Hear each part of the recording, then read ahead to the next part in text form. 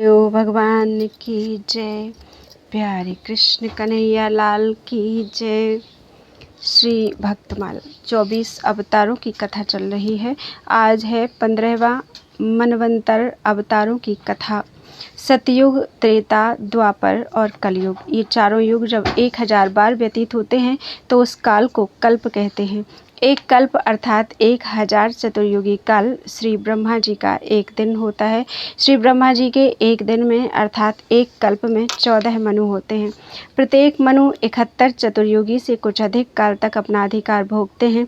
इन मनवंतरों में भगवान सत्वगुण का आश्रय लेकर अपनी मनु आदि मूर्तियों के द्वारा पौरुष प्रकट करते हुए इस विश्व का पालन करते हैं। विश्व व्यवस्था का संचालन करते हुए अपने अपने मनवंतर में बड़ी सावधानी से सबके सब मनु पृथ्वी पर चारों चरणों से परिपूर्ण धर्म का अनुष्ठान स्वयं करते हैं तथा प्रजा से करवाते हैं। जब एक मनु की अवधि पूरी हो जाती है तो उनके साथ ही साथ उस समय के इंद्र, सप्तऋषि, मनुपुत्र और भगवद अवतार तथा देवता, ये छहों पहले की जगह नए नए होते हैं। अब 14 मनुओं का संक्षिप्त वर्णन करते हैं। नंबर 1, स्वयंभुव मनु। मरीचि आदि महान शक्तिशाली ऋषियों से भी सृष्टि का अधिक विस्तार नहीं होते देख श्री ब्रह्मा जी मन ही मन चिंता करने लगे। अहो, बड़ा आश्चर्य है, मेरे निरंतर प्रयत्न करने पर भी प्रजा की वृद्धि नहीं हो रही है। मालूम होता है इसमें दैव कुछ विघ्न डाल रहा है। जिस समय श्री ब्रह्मा जी इस प्रकार दैव के विषय में विचार कर रहे थे, उसी समय अकस्मात उनके शरीर के 2 भाग हो गए। उन दोनों विभागों में से एक स्त्री पुरुष का जोड़ा प्रकट हुआ। उनमें से जो पुरुष था वह सार्वभौम सम्राट स्वयंभुव मनु हुए और जो स्त्री थी वह उनकी महारानी शतरूपा हुई। तब से मिथुन धर्म से प्रजा की वृद्धि होने लगी। महाराज स्वयंभुव मनु ने शतरूपा से 5 संतानें उत्पन्न की। श्री प्रियव्रत और उत्तानपाद, ये 2 पुत्र, और आकुति, प्रसूति और देवहूति 3 कन्याएं थीं। मनु जी ने आकुति का विवाह रुचि प्रजापति से, देवहूति का विवाह कर्दम प्रजापति से तथा प्रसूति का विवाह दक्ष प्रजापति से किया। इन तीनों कन्याओं की संतति से सारा संसार भर गया। नंबर 2, स्वारोचिष मनु। ये अग्नि के पुत्र थे। तीसरे उत्तम मनु, ये प्रियव्रत के पुत्र थे। चौथे तामस मनु, ये तीसरे मनु उत्तम के सगे भाई थे। 5वें रैवत मनु, ये चौथे मनु तामस के सगे भाई थे। 6वें चाक्षुष मनु, ये चक्षु के पुत्र थे। 7वें वैवस्वत मनु, विवस्वान सूर्य के पुत्र यशस्वी श्राद्ध देव ही 7वें वैवस्वत मनु हैं। यह वर्तमान मनवंतर ही उनका काल है। 8वें सावर्णी मनु, 8वें मनवंतर में सूर्य की पत्नी छाया देवी के पुत्र सावर्णी मनु होंगे। 9वें दक्ष सावर्णी, वरुण के पुत्र दक्ष सावर्णी 9वें मनु होंगे। 10वें ब्रह्म सावर्णी, उपश्लोक के पुत्र ब्रह्म सावर्णी 10वें मनु होंगे। 11वें धर्म सावर्णी, ये 11वें मनु होंगे। 12वें रुद्र सावर्णी, ये 12वें मनु होंगे। 13वें देव सावर्णी, ये 13वें मनु होंगे। 14वें इंद्र सावर्णी, ये 14वें मनु होंगे। ये 14 मनवंतर भूत, वर्तमान और भविष्य तीनों ही काल में चलते रहते हैं और समस्त भूमंडल का शासन करते हुए सनातन धर्म की रक्षा करते हैं। बोलो वृंदावन बिहारी लाल की जय। 16वां अवतार है श्री यज्ञ अवतार की कथा। श्री स्वयंभुव मनु की पुत्री आकुति जो रुचि प्रजापति से ब्याही गई थी, उन रुचि प्रजापति ने आकुति के गर्भ से एक पुरुष और स्त्री का जोड़ा उत्पन्न किया। उनमें जो पुरुष था वह साक्षात यज्ञ स्वरूपधारी भगवान विष्णु थे और जो स्त्री थी वह भगवान से कभी भी अलग न रहने वाली लक्ष्मी जी की अंश रूपा दक्षिणा थी। मनु जी अपनी पुत्री आकुति के उस परम तेजस्वी पुत्र को बड़ी प्रसन्नता से अपने घर ले आए और दक्षिणा को रुचि प्रजापति ने अपने पास रखा। जब दक्षिणा विवाह के योग्य हुई तो उसने यज्ञ भगवान को ही पति रूप में प्राप्त करने की इच्छा की। तब भगवान यज्ञ पुरुष ने उससे विवाह किया। इससे दक्षिणा को बड़ा संतोष हुआ। भगवान यज्ञ पुरुष ने दक्षिणा से सुयम नामक देवताओं को उत्पन्न किया और तीनों लोकों के बड़े बड़े संकट दूर किए। वर्णन आया है जब स्वयंभुव मनु ने समस्त कामनाओं और भोगों से विरक्त होकर राज्य छोड़ दिया और अपनी पत्नी शतरूपा के साथ तपस्या करने वन को चले गए और वन में जाकर सुनंदा नदी के तट पर एक पैर से खड़े रहकर 100 वर्ष तक घोर तपस्या की। उस समय एक बार जब स्वयंभू मनु एकाग्र चित्त से भगवान की स्तुति कर रहे थे तो भूखे असुर और राक्षस उन्हें नींद में अचेत होकर बड़बड़ाते जानकर खा डालने के लिए टूट पड़े। यह देखकर अंतर्यामी भगवान यज्ञ पुरुष अपने पुत्र याम नामक देवताओं के साथ वहां आए। उन्होंने उन्हें खा डालने के निश्चय से आए असुरों का संहार कर डाला और फिर वे इंद्र के पद पर प्रतिष्ठित होकर स्वर्ग का शासन करने लगे। बोलो वृंदावन बिहारी लाल की जय। 17वां अवतार है श्री ऋषभ अवतार की कथा। महाराज नाभि के कोई संतान नहीं थी, इसलिए उन्होंने अपनी पत्नी मेरु देवी के सहित पुत्र की कामना से एकाग्रता पूर्वक भगवान यज्ञ पुरुष का यजन किया। भक्त वत्सल भगवान उनके विशुद्ध भाव से संतुष्ट होकर यज्ञ में प्रकट हुए। सभी ने सिर झुकाकर अत्यंत आदर पूर्वक प्रभु की पूजा की और ऋषियों ने उनकी स्तुति कर यह वर मांगा कि हमारे यजमान ये राजर्षि नाभि संतान को ही परम पुरुषार्थ मानकर आपके ही समान पुत्र पाने के लिए आपकी आराधना कर रहे हैं। आप इनके मनोरथ को पूर्ण करें। भगवान बोले, मुनियों, मेरे समान तो मैं ही हूँ, क्योंकि मैं अद्वितीय हूँ। तो भी ब्राह्मणों का वचन मिथ्या नहीं होना चाहिए। द्विज कुल मेरा ही तो मुख है, इसलिए मैं स्वयं ही अपनी अंश कला से आग्नेन्द्र नंदन नाभि के यहाँ आकर अवतार लूँगा, क्योंकि अपने समान मुझे कोई और दिखाई नहीं देता। यह कहकर भगवान अंतर्धान हो गए और यथा समय महाराज नाभि की पत्नी मेरु देवी के गर्भ से ऊर्ध्वरेता मुनियों का धर्म प्रकट करने के लिए शुद्ध सत्वमय विग्रह से प्रकट हुए। नाभि नंदन के अंग जन्म से ही भगवान विष्णु के वज्र, अंकुश आदि चिन्हों से युक्त थे। सभी श्रेष्ठ सद्गुणों से युक्त होने के कारण महाराज नाभि ने उनका नाम ऋषभ अर्थात श्रेष्ठ रखा। राजा नाभि ने यह देखा कि ऋषभ देव प्राणी मात्र को अत्यंत प्रिय लगते हैं और राज्य कार्य संभालने योग्य भी हो गए हैं। तब उन्होंने इन्हें धर्म मर्यादा की रक्षा के लिए राज्याभिषिक्त कर दिया और स्वयं पत्नी मेरु देवी के सहित बद्रिकाश्रम चले गए और वहां भगवान की आराधना करते हुए भगवत स्वरूप में लीन हो गए। भगवान ऋषभदेव सर्वधर्म विज्ञाता होकर भी ब्राह्मणों की बतलाई हुई विधि से साम दान आदि नीति के अनुसार ही पुत्रवत प्रजा का पालन करते थे। एक बार इंद्र ने ईर्ष्यावश इनके राज्य में वर्षा नहीं की तो योगेश्वर भगवान ऋषभ ने अपनी योग माया के प्रभाव से अपने वर्ष अजनाभ खंड में खूब जल बरसाया। आपने लोगों को गृहस्थ धर्म की शिक्षा देने के लिए देवराज इंद्र की कन्या जयंती से विवाह किया और उसके गर्भ से अपने ही समान गुण वाले 100 पुत्र उत्पन्न किए। भगवान ऋषभ देव जी के 100 पुत्रों में भरत सबसे बड़े थे और थे बड़े भगवत भक्त। श्री ऋषभ देव जी ने पृथ्वी का पालन करने के लिए उन्हें राजगद्दी पर बैठा दिया और उपशमशील निवृत्ति परायण महामुनियों को भक्ति, ज्ञान और वैराग्य रूप परमहंसोचित शिक्षा देने के लिए बिल्कुल विरक्त हो गए। निरंतर परमानंद का अनुभव करते हुए दिगंबर रूप से इतस्ततः भ्रमण करते हुए भगवान ऋषभ देव जी का शरीर कुटकाचल के वनों में घूमते हुए प्रबल दावाग्नि की लाल लाल लपटों में लीन हो गया। बोलो वृंदावन बिहारी लाल की जय। 18वां अवतार है श्री हयग्रीव अवतार की कथा। सृष्टि रचना में अत्यंत व्यस्त श्री ब्रह्मा जी के देखते देखते मधु और कैटव नाम के दैत्यों ने वेदों को हर लिया और तुरंत रसातल में जा पहुँचे। वेदों का हरण हो जाने पर ब्रह्मा जी को बड़ा खेद हुआ, उन पर मोह छा गया। तब वह यह विचार करते हुए कि वेद ही तो मेरे नेत्र हैं, वेद ही मेरे परम बल हैं, वेद ही मेरे परम गुरु तथा वेद ही मेरे सर्वोत्तम उपास्य देव हैं। मैं वेदों के बिना संसार की उत्तम सृष्टि कैसे कर सकता हूँ। वे भगवान श्रीहरि की शरण गए और उन्होंने हाथ जोड़कर भगवान की स्तुति की। ब्रह्मा जी की स्तुति को सुनकर भक्त वत्सल भगवान वेदों की रक्षा करने के लिए हयग्रीव रूप धारण करके रसातल में जा पहुँचे और वहां जाकर परम योग का आश्रय लेकर शिक्षा के नियमानुसार उदात्त आदि स्वरों से युक्त उच्च स्वर से सामवेद का गान करने लगे।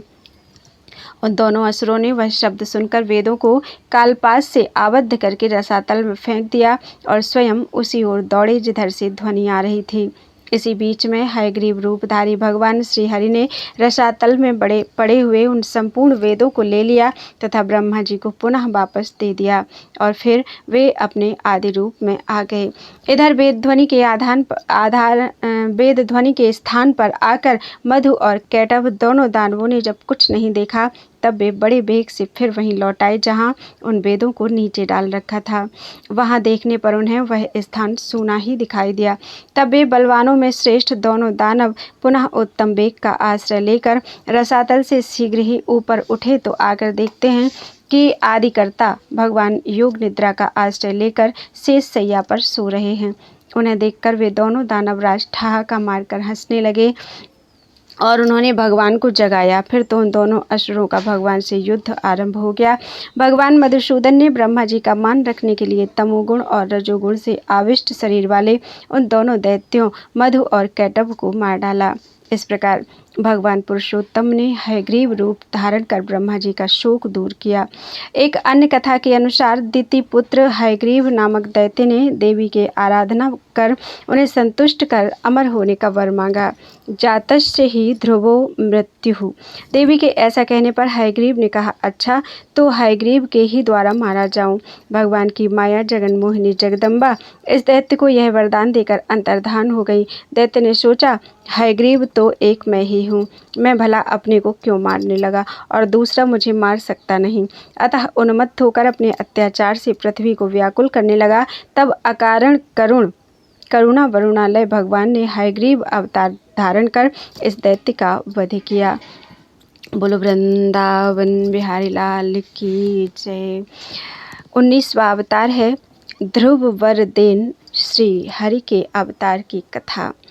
स्वयंभू मनु के पुत्र उत्तानपाद थे, जिनकी 2 रानियां थीं, एक सुनीति दूसरी सुरुचि। छोटी रानी सुरुचि पर राजा का बड़ा प्रेम था। उससे उत्तम नामक पुत्र हुआ और सुनीति से ध्रुव जी हुए। राजा प्रायः सुरुचि के महल में रहते थे। एक दिन राजा उत्तानपाद सुरुचि पुत्र उत्तम को गोद में बिठाकर प्यार कर रहे थे। उसी समय ध्रुव जी बालकों के साथ खेलते खेलते वहां पहुंच गए और पिता की गोद में बैठना चाहे, परंतु सुरुचि के भय से राजा ने इनकी ओर देखा भी नहीं। ये बालक थे, इससे सिंहासन पर स्वयं चढ़ सकते नहीं थे। अतः इन्होंने कई बार पिता को पुकारा, परंतु राजा ने ध्यान नहीं दिया। तब सुरुचि राजा के समीप ही बड़े अभिमान पूर्वक बोली, वत्स, तू राजा की गोद में सिंहासन पर बैठने की इच्छा करता है, तू उसके योग्य नहीं है। तू यह इच्छा ना कर, क्योंकि तू हमारे गर्भ से नहीं उत्पन्न हुआ। तू राज सिंहासन का अधिकारी तभी होता जब हमारे उदर से तेरा जन्म होता। तू बालक है, नहीं जानता है कि तू अन्य स्त्री का पुत्र है। जा, पहले तप के द्वारा भगवान को संतुष्ट कर उनसे वर मांग कि मेरा जन्म सुरुचि के पेट से हो, तब हमारा पुत्र होकर राजा के आसन का अधिकारी हो सकता है। अभी तेरा या तेरी माँ का इतना पुण्य नहीं है। अपने और अपनी माता के विषय में ऐसे निरादर भरे और हृदय में बिंधने वाले विषैले वचन सुनकर ध्रुव जी स्तब्ध से रह गए और लंबी लंबी श्वासें भरने लगे। राजा यह सब देखते और सुनते रहे, परंतु कुछ बोले नहीं। बालक ध्रुव चीख मारकर रोते, ऊर्ध्व सांस लेते, ओठ फड़फड़ाते हुए अपनी माँ के पास आए। माँ ने यह दशा देख तुरंत गोद में उठा लिया। संग के बालकों ने समस्त वृत्तांत सुनाया। तब वह बोली, वत्स, तू किसी के अमंगल की इच्छा ना कर। कोई दुख दे तो उसे सह लेना चाहिए। सुरुचि के वचन बहुत उत्तम और सत्य हैं। वस्तुतः हम दुर्भागा हतभाग्या ही हैं। ध्रुव ने पूछा, माँ, मैं और उत्तम दोनों समान रूप से राजकुमार हैं, तब उत्तम क्यों उत्तम है और क्यों मैं अधम हूँ? राज सिंहासन क्यों उत्तम के योग्य है और क्यों मेरे योग्य नहीं है? सुनीति ने उत्तर दिया, बेटा, सुरुचि और उसके पुत्र उत्तम ने पूर्व जन्म में बड़ा भारी पुण्य किया है। इसी से वे राजा के विशेष प्रेम भाजन हैं। राज सिंहासनासीन होने के अधिकारी हैं। पुण्य से ही राज सिंहासन मिलता है। यदि तुझे भी राज सिंहासन पर बैठने की इच्छा है तो विमाता ने जो यथार्थ बात कही है उसी का द्वेष भाव छोड़कर पालन कर और श्री अधोक्षज भगवान के चरण कमलों की आराधना कर। देख, उन श्री हरि के चरण कमलों की आराधना करने से ही श्री ब्रह्मा जी को भी वह सर्वोत्तम पद प्राप्त हुआ है जिसकी मुनिजन भी वंदना करते हैं। माता के ऐसे मोहतम नाशक वचन सुनकर बालक ध्रुव यही निश्चय कर माता को प्रणाम कर और आशीर्वाद लेकर चल दिए। श्री नारद मुनि ने जब यह सब सुना तो बड़े विस्मित हुए कि अहो, क्षत्रियों का कैसा अद्भुत तेज है, वे थोड़ा सा भी मान भंग नहीं सह सकते। 5 वर्ष का बालक, इसको भी सौतेली माँ का कटु वचन नहीं भूलता है। प्रथम तो श्री नारद जी ने इन्हें आकर समझाया बुझाया कि घर लौट चलो, हम तुम्हें आधा राज्य दिला देंगे। भगवान की आराधना क्या खेल है, योगी मुनि से भी पार नहीं लगता इत्यादि वचन परीक्षार्थ कहे। ध्रुव जी ने उत्तर दिया, मैं घोर क्षत्रिय स्वभाव के वश में हूँ। सुरुचि के वचन रूपी बाणों से मेरे हृदय में छिद्र हो गया है। आपके वचन इसी से उसमें नहीं ठहरते। आपने कृपा करके दर्शन दिया तो अब ऐसी कृपा करिए कि मैं शीघ्र ही श्री हरि को संतुष्ट कर वह पद प्राप्त कर लूं जो त्रिलोकी में सबसे श्रेष्ठ है तथा जिस पर मेरे बाप दादे और दूसरे कोई भी आरूढ़ नहीं हो सके हैं। देवर्षि ने कृपा करके 12 मंत्र का उपदेश किया और मधुवन में जाकर आराधना करने का आदेश दिया। ध्रुव ने मधुवन में पहुंचकर आराधना आरंभ कर दी। आराधना काल में ध्रुव ने शरीर निर्वाहार्थ 3 रात्रि के अंतर से केवल कैथा और बेर खाकर 1 मास व्यतीत किया। दूसरे महीने में 6 दिन के अंतर से सूखे पत्ते और घास खाकर भगवत भजन किया। तीसरे में 9 दिन पर केवल जल पीकर आराधना करते रहे। चौथे महीने में 12 दिन के अनंतर केवल वायु पीकर भगवत ध्यान करते रहे। 5वें महीने में तो उन्होंने श्वास लेना भी बंद कर दिया। भगवान की अतिशय प्रबल माया ने इसी बीच विविध विघ्न किए, परंतु ध्रुव की ध्रुव निष्ठा के सामने उसे पराजित ही होना पड़ा। ध्रुव के तप से तप्त देवताओं ने भगवान श्रीहरि से पुकार की। भगवान तो ऐसे महाभागवत का दर्शन करने के लिए लालायित ही रहते हैं। वे गरुड़ पर आरूढ़ होकर मधुवन में आ गए। प्रभु का दर्शन पाकर बालक ध्रुव को परम आनंद हुआ। वह प्रेम से अधीर हो उठा। उसने पृथ्वी पर दंड के समान पड़कर उन्हें प्रणाम किया। हाथ जोड़े हुए, सिर झुकाए हुए विनयावनत बालक ध्रुव प्रभु के सामने खड़े होकर स्तुति करना चाहकर भी नहीं कर पाते थे। सर्वांतर्यामी श्रीहरि ने कृपा करके अपने वेदमय शंख को उनके कपोल से छुआ दिया। ध्रुव को तत्काल दिव्यवाणी प्राप्त हो गई और वे भगवान की स्तुति करने लगे। इस प्रकार भगवान ने ध्रुव को वर देने के लिए श्री हरि अवतार लिया। बोलो वृंदावन बिहारी लाल की जय। 20वां श्री धन्वंतरी अवतार की कथा। क्षीर सागर का मंथन होने पर आप अमृत कलश लेकर प्रकट हुए। दैत्यों द्वारा छीने गए यज्ञों के भाग तथा अमृत देवताओं को आपकी ही कृपा से मिला। आपने संसार की आयुर्वेद विद्या देकर अनंत रोगों से मुक्त किया। अमृत वितरण हो जाने पर देवराज इंद्र ने इनसे देव वैद्य का पद स्वीकार करने की प्रार्थना की। इन्होंने इंद्र की इच्छानुसार अमरावती में निवास करना स्वीकार कर लिया। कुछ समय बाद पृथ्वी पर अनेक व्याधियां फैली। तब इंद्र की प्रार्थना से भगवान धन्वंतरी ने काशीराज दिवोदास के रूप में पृथ्वी पर अवतार धारण किया। लोक कल्याणार्थ विविध व्याधियों को नष्ट करने के लिए स्वयं भगवान विष्णु धन्वंतरी के रूप में कार्तिक कृष्ण त्रयोदशी को प्रकट हुए। साक्षात विष्णु के अंश से प्रकट होने से भी ये भी श्रीहरि के समान श्याम एवं दिव्य थे। बोलो वृंदावन बिहारी लाल की जय। 21वां अवतार है श्री बद्रीपति नर नारायण अवतार की कथा। दक्ष कन्या धर्म की पत्नी मूर्ति के गर्भ में भगवान नर नारायण के रूप में प्रकटे। उन्होंने आत्मतत्व का साक्षात्कार करने वाले उस भगवद आराधन रूप कर्म का उपदेश किया जो वास्तव में कर्म बंधन से छुड़ाने वाला और निष्कर्म स्थिति को प्राप्त कराने वाला है। उन्होंने स्वयं भी वैसे ही कर्म का अनुष्ठान किया। वे आज भी बद्रिकाश्रम में उसी कर्म का आचरण करते हुए विराजमान विराजमान हैं। इंद्र ने यह आशंका करके कि ये अपने घोर तप के द्वारा मेरा पद छीनना चाहते हैं, उनका तप भ्रष्ट करने के लिए सदलबल कामदेव को भेजा। उनकी महिमा न जानने के कारण गर्भ में आकर कामदेव वहां पहुंचकर अप्सरागण, वसंत, मंद सुगंध वायु और स्त्रियों के कटाक्ष रूपी बाणों से उन्हें बेधने की चेष्टा करने लगा।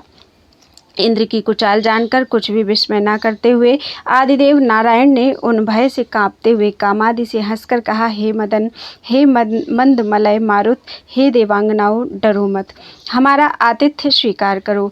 उसे ग्रहण किए बिना ही जाकर हमारा आश्रम सूना मत करो। अभयदायक दयालु भगवान के ऐसा कहने पर लज्जा से सिर झुकाए हुए देवगण ने करुण स्वर से उनकी स्तुति की। तत्पश्चात भगवान ने बहुत सी ऐसी रमणियाँ प्रकट की जो अद्भुत रूप लावण्य से संपन्न और वस्त्रालंकारों से सुसज्जित थीं तथा भगवान की सेवा कर रही थीं। साक्षात लक्ष्मी के समान रूपवती स्त्रियों को देखकर उनके रूप लावण्य की महिमा से कांतिहीन हुए देवगण उनके अंग की दिव्य गंध से मोहित हो गए। अब उनका गर्व चूर चूर हो गया। तब अत्यंत दीन हुए उन अनुचरों से भगवान हंसकर बोले, इनमें से किसी एक को जो तुम्हारे अनुरूप हो स्वीकार कर लो, वह स्वर्गलोक की भूषण होगी। देवगण ने जो आज्ञा कहकर उनको प्रणाम किया और उर्वशी नामक अप्सरा को साथ लेकर स्वर्गलोक में इंद्र के पास चले गए। जैमिनीय भारत में लिखा है, सहस्त्र कवची दैत्य ने तपस्या द्वारा सूर्य भगवान को प्रसन्न किया और वर मांगा कि मेरे शरीर में 1000 कवच हों। जब कोई 1000 वर्ष युद्ध करे तब कहीं एक कवच टूटे, पर कवच टूटते ही शत्रु मर जाए, उसी को मारने के लिए नर नारायण का अवतार हुआ था। एक भाई 1000 वर्ष तक युद्ध करता और कवच तोड़कर मृतक सा बन जाता, तब दूसरा भाई उसे मंत्र से जलाकर और स्वयं 1000 वर्ष युद्ध करके दूसरा कवच तोड़कर मृतक सा बन जाता। तब पहला भाई इनको जलाता और स्वयं युद्ध करता। इस तरह लड़ते लड़ते जब एक कवच रह गया तब दैत्य भागकर सूर्य में लीन हो गया और तब नर नारायण भगवान बद्रिकाश्रम में जाकर तप करने लगे। वही असुर द्वापर में कर्ण हुआ जो गर्भ से ही कवच धारण कर पैदा हुआ। तब नर नारायण ने ही अर्जुन और कृष्ण होकर उसे मारा। बोलो वृंदावन बिहारी लाल की जय। 22वां अवतार है श्री दत्तात्रेय अवतार की कथा। महर्षि अत्रि की तपस्या से चित्रकूट में माता अनसुईया के गर्भ से भगवान दत्तात्रेय रूप में प्रकट हुए। वर देते समय भगवान ने कहा था कि मैंने अपने को तुम्हें दत्त अर्थात दे दिया, अतः इनका नाम दत्त पड़ा। भगवान दत्तात्रेय के चरणों की सेवा से राजा यदु तथा सहस्रार्जुन आदि ने योग, भोग तथा मोक्ष की सिद्धियां प्राप्त की थीं। बोलो वृंदावन बिहारी लाल की जय। 23वां अवतार है श्री कपिल अवतार की कथा। महर्षि कर्दम की धर्मपत्नी देवहूति के गर्भ से बिंदु सरोवर के निकट 9 बहनों के बाद भगवान कपिल देव प्रकट हुए। इनके केश सुवर्ण के समान कपिल वर्ण के थे, इसलिए इनका नाम कपिल हुआ। इन्होंने अपनी माता को आत्मज्ञान का उपदेश दिया, जिससे वे भगवान के वास्तविक स्वरूप को समझकर स्वल्प समय में ही मोक्ष पद को प्राप्त कर ली। श्री कपिल देव जी माता को उपदेश देकर उनकी अनुमति लेकर बिंदुसर से समुद्र तट पर जा विराजे, जहां अश्वमेध यज्ञ के अश्व को खोजते हुए राजा सगर के 60,000 पुत्र भागवत अपराध रूप पाप से भस्म हो गए। आपकी कृपा से ही गंगा जी धरातल पर आईं और उन सगर पुत्रों का तो उद्धार हुआ ही, आज भी जगत का कल्याण हो रहा है। आज भी गंगा सागर संगम में श्री कपिल भगवान विराजमान हैं। आपने ऋषियों को सांख्य शास्त्र का उपदेश दिया। आप सांख्य योग के आचार्य हैं। बोलो वृंदावन बिहारी लाल की जय। 24वां अवतार है श्री सनकादि अवतार की कथा। सृष्टि के आरंभ में श्री ब्रह्मा जी ने लोकों को रचने की इच्छा से तप किया। ब्रह्मा के अखंड तप से प्रसन्न होकर भगवान ने तप अर्थ वाले सन नाम से युक्त होकर सनक, सनंदन, सनातन और सनत कुमार से अवतार ग्रहण किया। इस अवतार के द्वारा भगवान ने पहले कल्प के भूले हुए आत्मज्ञान को ऋषियों के प्रति यथावत उपदेश किया। इन्होंने आदिराज पृथु को भी उपदेश किया था। सृष्टि के आरंभ में उत्पन्न होने से ये बहुकालीन हैं, परंतु सदा 5 वर्ष के बालक के रूप में ही रहते हैं, जिससे माया का विकार न उत्पन्न हो सके। ये सदा मन से अपने ब्रह्म स्वरूप में लीन रहते हैं और जीवन मुक्त हैं। इनको उत्पन्न करके ब्रह्मा जी ने जब आज्ञा दी कि जाकर प्रजा सृष्टि की रचना करो, तब इन्होंने प्रपंच विस्तार का अनौचित्य एवं वैराग्य पूर्वक भगवत भजन का औचित्य दिखाकर ब्रह्मा जी को निरुत्तर कर वन की राह ली। आप अखंड ऊर्ध्वरेता ब्रह्मचारी हैं और अपने तप से समस्त लोगों का सदा कल्याण करते हैं। बोलो ब्रह्म वृंदावन बिहारी लाल की जय। 24 अवतारों की संक्षेप में कथा पूर्ण हो गई है। श्री राम जी के चरण चिन्ह। अंकुश अंबर कुलस कमल जौ ध्वजा धेनु पद, शंख चक्र स्वस्तिक जम्बू फल कलश सुधा हृद, अर्ध चंद्र षटकोण मीन बिंदु ऊर्ध रेखा, अष्टकोण त्रैकोण इंद्रधनु पुरुष विशेषा, सीतापति पद नित वसत, एते मंगलदायका, चरण चिन्ह रघुवीर के, संतन सदा सहायका। सीतापति श्री रामचंद्र जी के श्री चरणों में अंकुश, अंबर, वज्र, कमल, जौ, ध्वजा, गोपद, शंख, चक्र, स्वस्तिक, जम्बूफल, कलश, अमृत कुंड, अर्धचंद्र, षटकोण, मीन, बिंदु, ऊर्ध्वरेखा, अष्टकोण, त्रिकोण, इंद्रधनुष और पुरुष विशेष, ये 22 चिन्ह विराजते हैं। राघवेंद्र सरकार के ये चरण चिन्ह भक्तों को मंगलदायक तथा सदा सहायक हैं। श्री प्रियादास जी चरण चिन्हों की महिमा का निम्न कवित्तों में वर्णन करते हुए कहते हैं। संतन सहाय काज धारे नृपराज राम, चरण सरोज में चिन्ह सुखदाई, मन ही मतंग मत वारो हाथ आवे नाही, ताके लिए अंकुश ले धार्यो ही ध्याये, 60 सतावे सीत ताहि ते अंबर धर्यो, हर्यो जन शोक ध्यान किन्हें सुख पाइये, ऐसे ही कुलिस पाप पर्वत के फोरिवे को, भक्ति निधि जोरिवे को कंज मन लाइये। संतों की सहायता के लिए राजाधिराज भगवान श्री रामचंद्र जी ने अपने चरण कमलों में सुख देने वाले इन चिन्हों को धारण किया है। मन रूपी उन्मत्त हाथी किसी भी प्रकार वश में नहीं आता, इसलिए भगवान ने अंकुश का चिन्ह धारण किया है। मनोजय के लिए अंकुश का ध्यान करना चाहिए। जड़ता रूपी जाड़ा भक्तों को दुख देता है, इसीलिए वस्त्र चिन्ह धारण करके प्रभु ने उनका शोक दूर कर दिया। भक्तजन ध्यान करके सुख प्राप्त करें।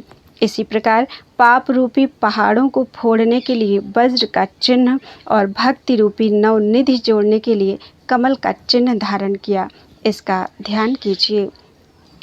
जो हेतु सुनो सदा दाता सिद्धि विद्या ही को, सुमति सुगति सुख संपत्ति निवास है, छिनु में सभीत होत कली की कुचाल देखी, ध्वजा सो विशेष जानो अभय को विश्वास है, गोपद सोहे है भव सागर नागर नर, जो पे नैन ही के लगावे मिटे त्रास है, कपट को चाल माया बल सब जीतिवे को, दर को दरस कर जीतो अनायास है।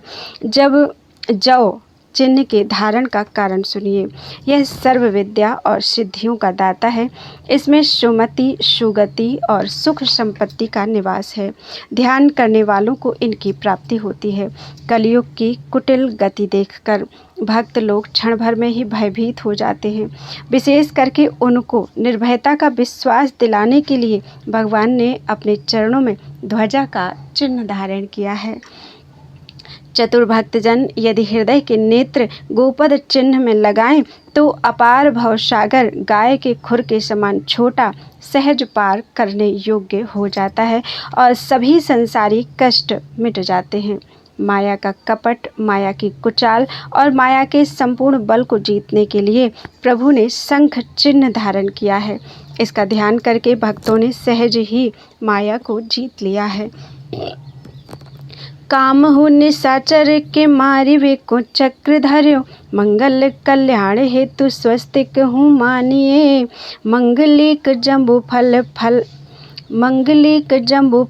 फल चारि हूँ को फल, कामना अनेक विधि पूर्ण नित्य ध्यानिए। कलश सुधा कुशर भर्यो हरि भक्ति रस, नैन पुट पान की जय जी जय मन आनिए। भक्ति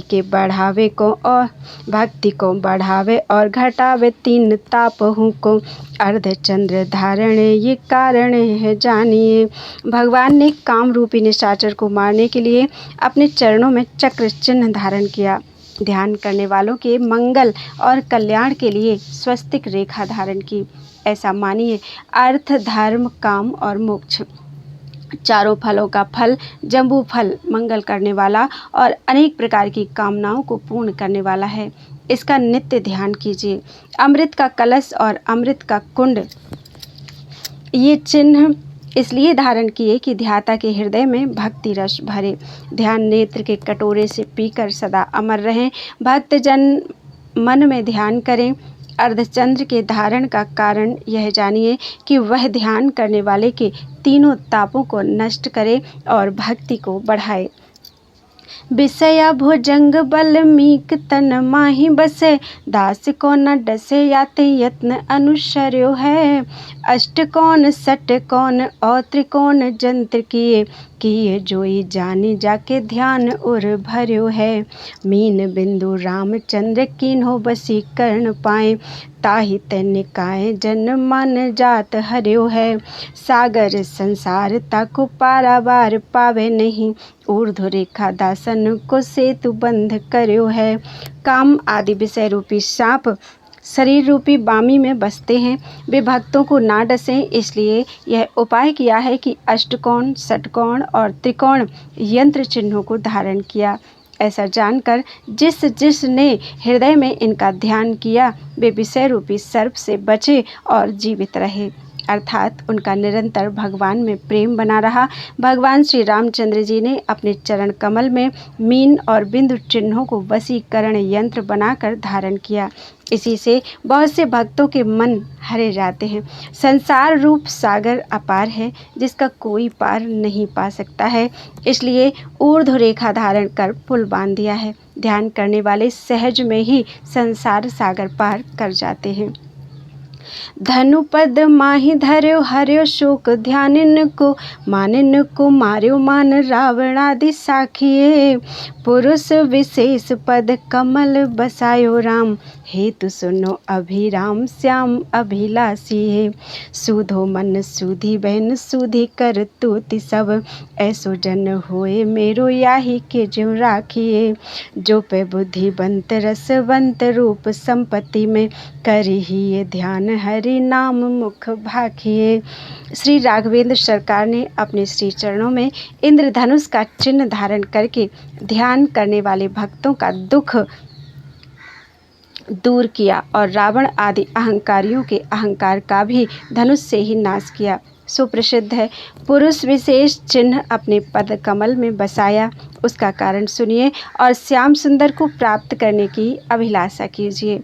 उनका कथन है कि हमारा भक्त यदि सरल मन वाला, सत्य, सरल वचन वाला और शुद्ध सरल कर्म वाला हो, तो इसी पुरुष चिन्ह के समान मैं चरण शरण में रखूँगा। जो जन बुद्धिमान हो, रूप संपत्ति के रसिक हों, वे पूर्व वर्णित इन श्री चरण चिन्हों का हृदय में ध्यान करके मुख से भगवान के नामों का उच्चारण करते रहें। बोलो वृंदावन बिहारी लाल की जय।